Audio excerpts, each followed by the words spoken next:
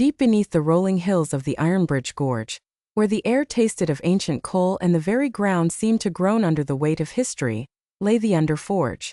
It was a subterranean marvel of Victorian engineering, a sprawling complex of brass, iron and steam that served as the primary industrial interface between the British Empire and the ethereal hegemony. Above, Shropshire was a picture of pastoral peace. Below, it was a high-gravity pressure cooker where the laws of physics felt more like threats than guidelines. Overseer Cayley's of the Lyran species checked his environmental suit seals for the third time in 10 minutes. To a Lyran, whose home world consisted of floating coral continents and gravity half that of the galactic median, Earth was a nightmare. A Class 12 Deathworld that the ethereals only tolerated because of the unique minerals found in its crust. Cayley's looked at the barometer. The pressure was rising. The thick, nitrogen-rich air of the English Midlands felt like a physical weight against his chest plates, even with his stabilizers active. "Mind the step, Overseer," a voice rasped through the steam. Arthur Ardy Penhaligon emerged from the haze of the Great Piston. He was a man built like a root system, short, wide, and seemingly anchored to the floor by an invisible force. His skin was the color of wet slate, stained by decades of soot, and his eyes had the weary, focused look of a man who spent his life fighting the earth for every inch of space. In his left hand he carried a tarnished tin mug, the steam rising from it smelling of black country tea. A brew so dark and bitter it was rumored to be used as a lubricant for the smaller gears. Arthur didn't walk so much as he displaced the air.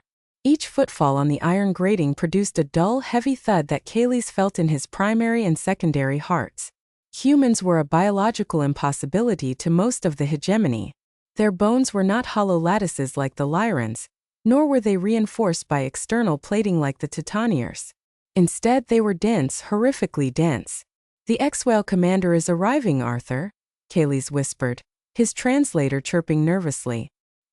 "He is displeased with the production quotas from Section 4. He says the human labor is inefficient, antiquated." Arthur took a slow, deliberate sip of his tea. He didn't look up at the soaring vaulted ceilings of the forge. He just watched the pressure gauge on the wall. Efficiency is a funny word coming from someone who needs a specialized suit just to stand in a Shropshire basement without his lungs collapsing. "Overseer, please be careful," Cayley's urged. "Commander Vrax is not like me. He is a crystalline warrior.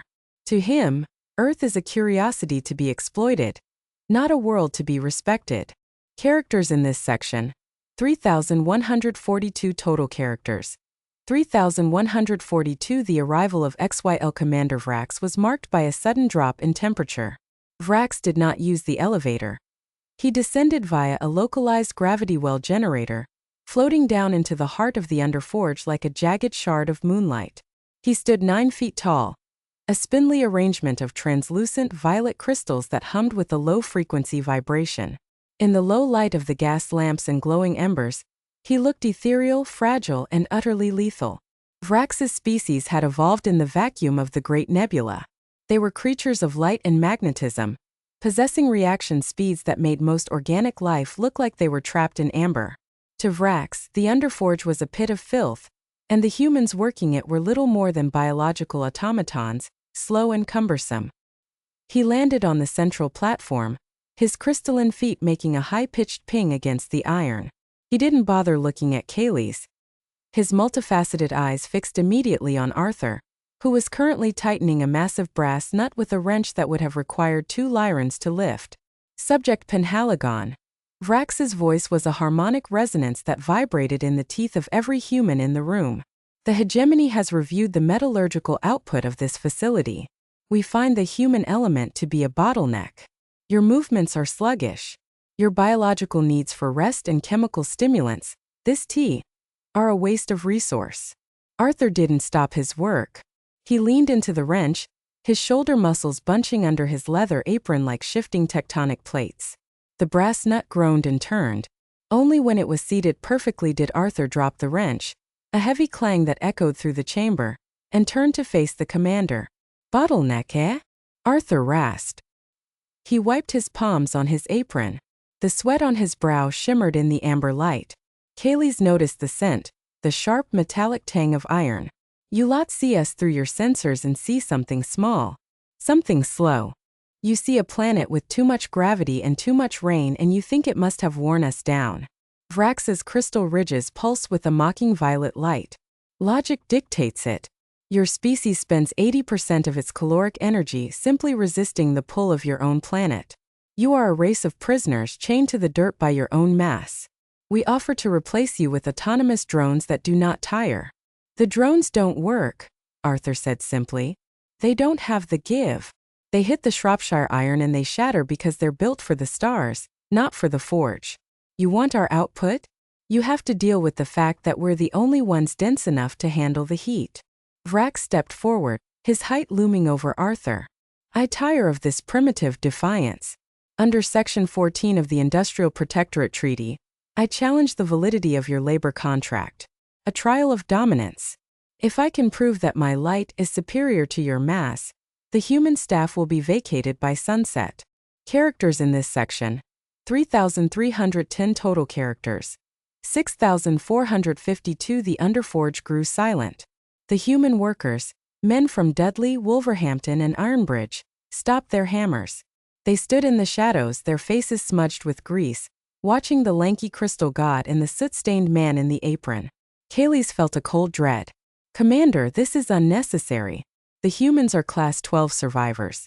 You don't understand the physical toll of— I understand physics perfectly, Overseer. Vrax interrupted, his arm shifting. A blade of pure, concentrated light slid from his crystalline forearm. It hummed with a frequency that made the nearby tea canisters rattle. I am built of the fastest elements in the galaxy. He is built of carbon and water. The outcome is calculated. Arthur looked at the blade of light. He didn't flinch. He didn't even drop his tin mug. He just exhaled, a long weary sigh that seemed to carry the weight of the entire British Empire. Kayleigh, hold my tea. It's still a bit hot. Arthur handed the mug to the trembling Lyran. He then reached behind him and picked up his primary tool. A 20-pound sledgehammer with a handle made of petrified English oak. It was a brutal, ugly thing, scarred by thousands of strikes against cold iron. Accepted, Arthur said. The rules of a dominance bout were simple. First, to incapacitate the other or force a surrender. In the hegemony, these fights were usually ballets of high-speed energy exchanges that lasted milliseconds. Vrax moved first. To the Lyran observers, he became a blur of violet light. He used the low-gravity generators in his boots to negate Earth's pull, launching himself at Arthur with the speed of a projectile. The light blade hissed through the air, aimed at the junction of Arthur's neck and shoulder. Vrax expected the human to try and dodge, to fail, and to be neatly cauterized. Arthur didn't dodge. He pivoted. It was a movement that lacked grace but possessed a terrifying economy. He stepped 3 inches to the left, just enough to let the blade whistle past his ear. The wake of the blade scorched the leather of his apron, but Arthur's expression didn't change. He moved with the minimum distance of someone who had spent 30 years avoiding being crushed by falling coal. Vrax landed behind him, his crystalline joints clicking in confusion. He had never seen a biological entity move so little under threat. He spun, his speed doubling. He lashed out with a series of strikes, a frantic, luminous geometry of violence. Arthur remained at the center of the storm. He swayed his torso, tucked his chin, and shifted his weight. Each time the blade missed by a hair's breadth. Arthur wasn't retreating. He was spending his opponent. He was watching Vrax struggle against the very atmosphere of the Underforge. The air here was thick, humid, and heavy with particulates. To a creature of light and vacuum, it was like trying to swim through molasses. Characters in this section: 3,285 total characters. 9,737. Vrax was beginning to vibrate with frustration. His internal resonance was shifting from violet to a sharp, angry red. "Stand still, you dense ape," he hissed, the vibration of his voice causing the gas lamps to flicker.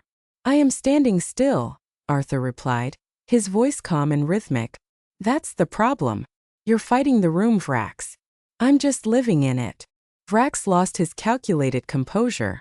He gathered all his internal energy into a single overhead strike.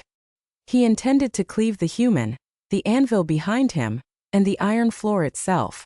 He leaped, his crystalline body expanding as he channeled power into his arm blade. At the apex of the jump, Vrax realized his mistake. By leaving the ground, he had surrendered his control to Earth's gravity. For a split second, he was a weightless object in a Class 12 environment. Arthur moved. He didn't swing his hammer. He dropped it. The sledgehammer hit the iron floor with a resounding boom that sent a shockwave through the platform. As the floor vibrated, Arthur reached up with his bare hand, a hand calloused by iron and heat, a hand with bones reinforced by 3 decades of Earth's relentless pull. He caught Vrax's forearm. Metal met crystal. The light blade flickered and died as Arthur's grip closed around the commander's limb. Vrax froze. Every dominance instinct in his superior, interstellar mind screamed in terror. He was being held by something that felt less like a hand and more like a hydraulic press. Arthur didn't look up. He looked at the spot on the floor where he had dropped his hammer. "Do you know why we call this place the Black Country, Vrax?" Vrax tried to pull away, but his crystalline structure began to groan. Tiny hairline fractures appeared under Arthur's fingers. "Let go. Because the coal is deep and the weight is constant," Arthur said. "You think being fast is the same as being strong. But on a world like this, speed is just a way to get tired faster. Strength is what's left when the light goes out." Arthur tightened his grip. The sound that followed was like 1,000 windows breaking at once. The crystalline lattice of Vrax's forearm didn't just break. It pulverized. The commander let out a high-frequency shriek that shattered the glass in the overseer's goggles. Gravity did the rest. Without his arm blade to balance him and his internal resonance shattered, Vrax collapsed. He hit the iron floor not like a warrior, but like a bag of broken glass. He lay there, his red light fading to a dull, flickering gray. Arthur stood over him, breathing evenly. His chest didn't heave. His heart rate, conditioned by the crushing pressure of the deep forge, remained steady. He wasn't in a victory stance. He just looked like a man waiting for the whistle to blow at the end of a long shift. "For seconds," Kayleigh whispered, looking at his internal chronometer. "The entire exchange, 4 seconds. Characters in this section, 3,198 total characters. 12,935. The silence in the underforge was absolute, save for the rhythmic hiss thump of the great piston. The human workers didn't cheer. They simply looked on with a grim, knowing satisfaction. They had seen this story before, not with aliens but with the Earth itself. Every time the mine collapsed, every time the iron resisted, they had learned that the only way to survive was to be harder than the obstacle. Arthur reached down and picked up his sledgehammer, sliding it back into the loop on his apron. He walked over to Kayleigh's and took back his tin mug. The tea was still warm. He took a long, slow swallow. "Overseer," Arthur said, nodding toward the shattered heap that was Vrax. "Better get the medical team down here. Crystalline entities don't do well with blunt force trauma in a high-pressure environment. His internal harmonics are going to be a mess." Kayleigh's was staring at Arthur's hand. There was no blood, only a faint silvery dust from Vrax's arm. But Arthur's skin was unmarked. The human skin had been harder than the alien's skeletal structure. "Arthur," Kayleigh stammered. How did you catch a blade of light?" "Wasn't light," Arthur said, wiping his hand on his trousers. "It was a focused plasma field held in a magnetic lattice. I didn't catch the light. I caught the generator in his wrist." He was so busy being fast, he forgot that his arm still had to be made of something solid. "And solid is my business." A team of Lyran medics scuttled onto the platform, their stabilizer pads humming as they carefully lifted Vrax. The commander was conscious, but his eyes, those multifaceted jewels, were clouded with something the hegemony rarely felt: primal biological fear. He looked at Arthur as he was carried away, and for the first time, he saw not a primitive laborer, but a predator that had evolved to survive a world that would have crushed his entire civilization in a week. Arthur turned back to his station. The brass nut was tight, but the steam valve was still hissing slightly. He picked up his wrench again. "Arthur," Kayleigh's called out. "Yeah, Overseer? The hegemony. They will want a report. They will want to know why a Class 12 world produces such anomalies." Arthur paused, looking at the soot-stained bricks of the forge. "Tell him the truth, Kayleigh's. Tell him that on Earth gravity isn't a force. It's an ambition. We've been fighting the ground since we learned to stand up. We're not inefficient." We're just waiting for something heavy enough to actually challenge us. Characters in this section: 2,842 total characters. 15,777. The shift continued. The humans returned to their work, the rhythmic clang of hammers creating a symphony of industrial endurance. Arthur worked for another 6 hours, his movements never varying, his focus never wavering. He didn't celebrate his victory. To him, the fight with Vrax was just another stubborn gear that needed to be hammered into place. As the clock struck 6 in the evening, the end of the rotation, Arthur cleaned his tools with a precision that bordered on the religious. He wiped the soot from the petri-fed oak handle of his hammer. He drained the last of his tea, the cold dregs tasting of iron and earth. Kaylee's walked him to the elevator that would take him back to the surface. Arthur, I must ask, when you catch his arm, were you afraid? His species is known for their lethality. One slip and you would have been ash. Arthur stepped into the cramped iron cage of the elevator. He pulled the lever, and the gears began to grind, pulling them upward through the layers of Shropshire rock. Fear is for people who have choices, overseer, Arthur said, his voice echoing in the shaft. When you grow up in a place where the air can poison you and the ground can swallow you, you don't spend much time being afraid of a tall bit of glass with a fancy flashlight. You just figure out where the crack is. The elevator broke the surface. The heavy iron doors slid open to reveal a damp, gray Shropshire evening. The air was cool and smelled of rain and wet grass. To Arthur it was thin and sweet. To Kaylee's, who stepped out tentatively, it felt like being submerged in cold water. You're all like this, aren't you? Kaylee's asked, looking at the other workers as they emerged from the forge, their heavy boots crunching on the gravel. The humans. You all carry this weight. Arthur looked out over the Severn River, where the first iron bridge in the world stood as a testament to his people's obsession with the heavy and the permanent.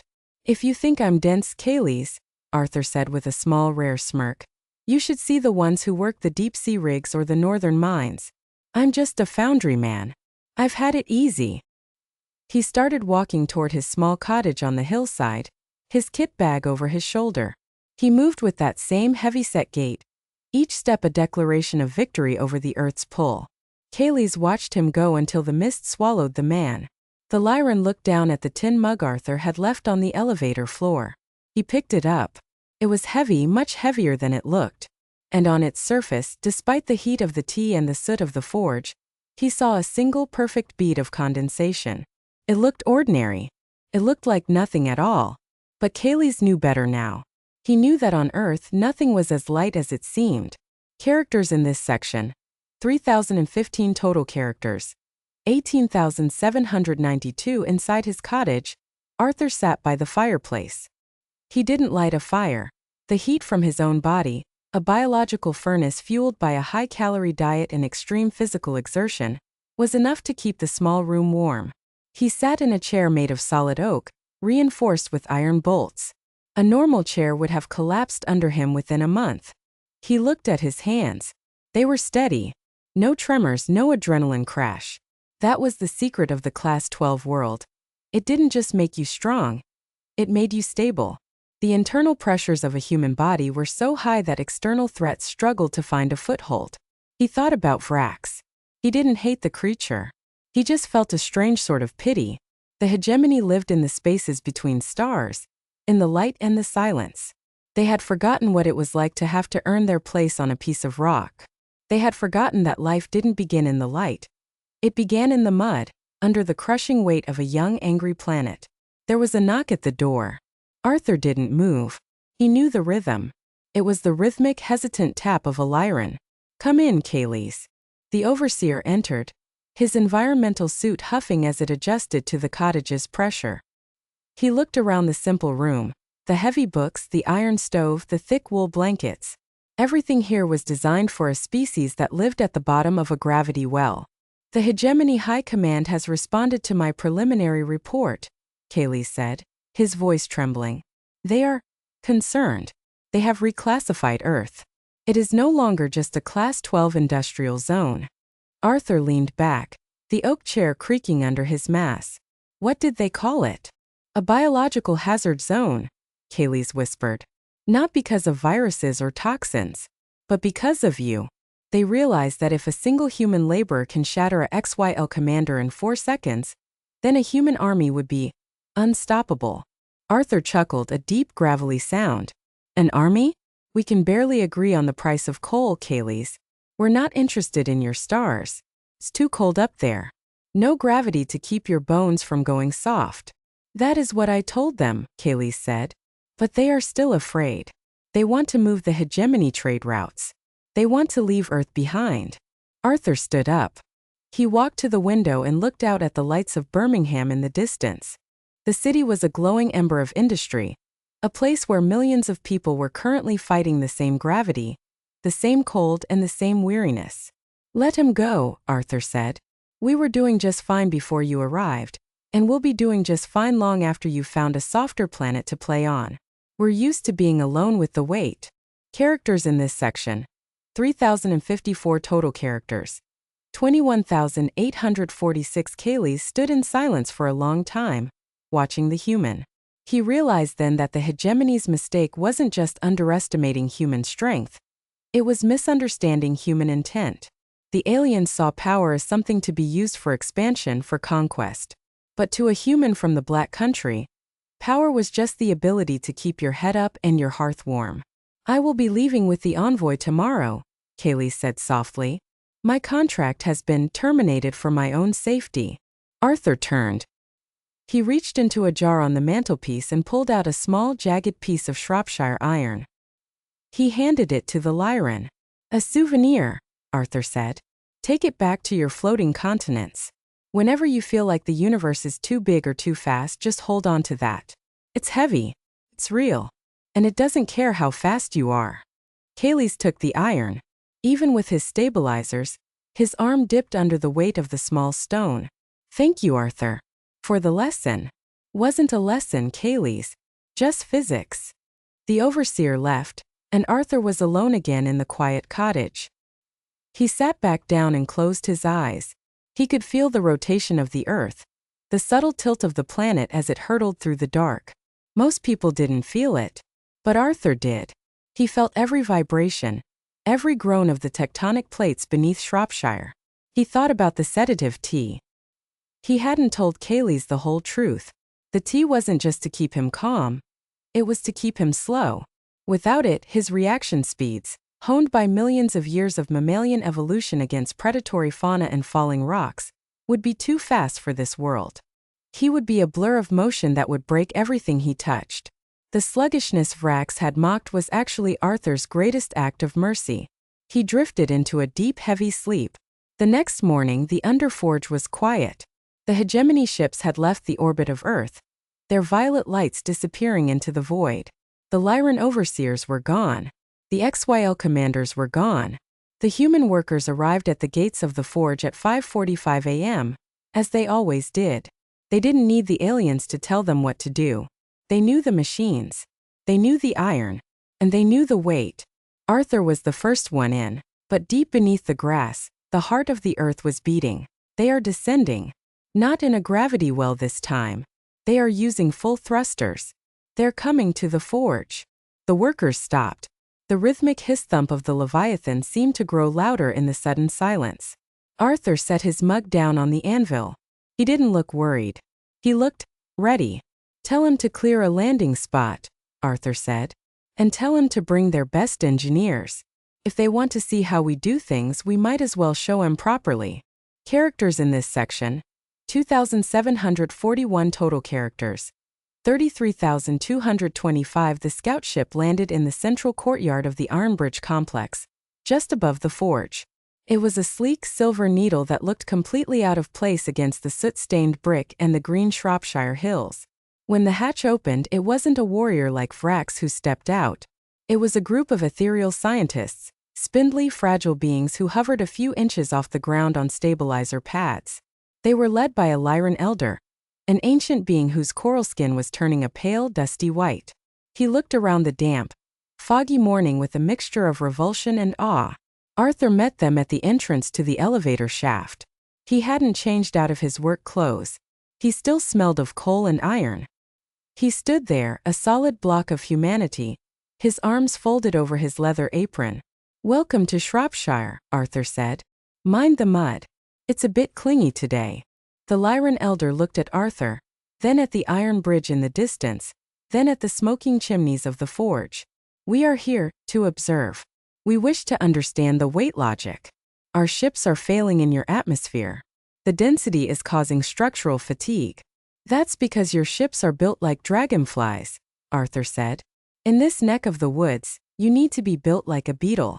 For the next several hours, Arthur and Eliza led the alien scientists through the underforge. They showed them the Great Piston, the Leviathan engine, and the deep-sea mines. The aliens were horrified by the heat and the noise, but they couldn't look away from the physics. They watched as human men moved objects that their sensors said weighed 5 tons, using nothing but pulleys, sweat, and sheer stubbornness. "It is impossible," one of the ethereal scientists buzzed. "The energy expenditure required for these movements should cause total biological collapse." "We call it muscles," Eliza said with a grin. "And we call this grit. It's not in your data pads." The Lyran elder stopped in front of the Leviathan engine. He reached out a trembling hand and touched the hot iron. He flinched at the heat, but he didn't pull away. "You do not use gravity wells. You do not use ether drives. You use pressure." "Pressure is just gravity that's had its morning tea," Arthur said. "It's what happens when you don't try to run away from the weight. You use it." Characters in this section: 2,780 total characters. 36,005 by the end of the tour. The alien scientists were exhausted. The Class 12 environment had taken its toll on their stabilizers and their patience. But their fear had been replaced by a profound, humbled curiosity. The Lyran elder turned to Arthur as they prepared to board their scout ship. Subject: Penhaligon. "Arthur, the hegemony has spent eons trying to escape the limitations of matter. We thought density was a prison. But seeing this, I realize we have only been living on the surface of the universe." Arthur nodded. "The stars are nice, I'm sure. But you can't build a foundation on light. You need the dark stuff. You need the heavy stuff." "We will return," the elder said. "Not as protectors, but as students. We have much to learn about how to stay put." The ship ascended, its silver hull disappearing into the Shropshire mist. The forge returned to its work. Arthur stood at the gates for a moment, breathing in the thick, damp air. He felt the familiar weight in his bones, the solid connection between his feet and the ancient rock. Kayles walked up to him, his brass exoskeleton gleaming in the pale sun. "You did it, Arthur. You turned a biological hazard into a university." "Just a forge, Kayles. Just a forge." Arthur walked back down into the dark. He found his tin mug, filled it with a fresh batch of black country tea, and took a long, slow sip. The bitterness was perfect. The heat was perfect. He picked up his sledgehammer. The oak handle felt warm and familiar. He looked at the apprentice, who was now working a smaller piston with steady, confident movements. "Ready, lad?" Arthur asked. "Ready, Mr. Penhaligon." The great piston began its stroke. Hiss thump. Hiss thump. The sound echoed through the underforge, through the Shropshire hills, and into the very heart of the galaxy. It was the sound of a world that didn't need to be fast. It was the sound of a world that was built to last. And Arthur Ardy Penhaligon, the man of mass and soot, just kept on hammering. Because on a Class 12 world, there was always more iron to be shaped, and more weight to be carried. And he wouldn't have it any other way. Gravity wasn't just a force. It was the anchor that kept his soul from drifting away. And as long as the forge was hot and the tea was dark, Arthur was exactly where he was meant to be. The weight was his. And he was the weight's. Solid. Constant. Unbreakable. Characters in this section: 2,945 total characters. 38,950. The legacy of Arthur Penhaligon didn't end with the engines or the treaties. It lived on in the very air of the Black Country. Long after the hegemony became a distant memory and the underforge was closed, the people of Shropshire still walked with a certain heaviness, a grounded, unshakable confidence that no matter how fast the world changed, they were built to endure. In the local museums, they still keep a small tarnished tin mug and a 20-pound sledgehammer with an oak handle. Visitors from the stars often come to see them. They touch the iron and find it impossibly heavy. They look at the mug and wonder how anyone could drink something so bitter. But for those who know the story, those who understand the logic of mass, these aren't just tools. They are the symbols of a time when humanity looked at a universe of light and said, "No, thank you. We'll stay right here. We like the weight." And somewhere deep beneath the hills, the ghost of a heartbeat still echoes. Hiss thump, the sound of the iron, and the man who was stronger than the stars. Characters in this section: 1,224 total characters. 40,174. So with circumflex u twin sang to with tilde hana with graving.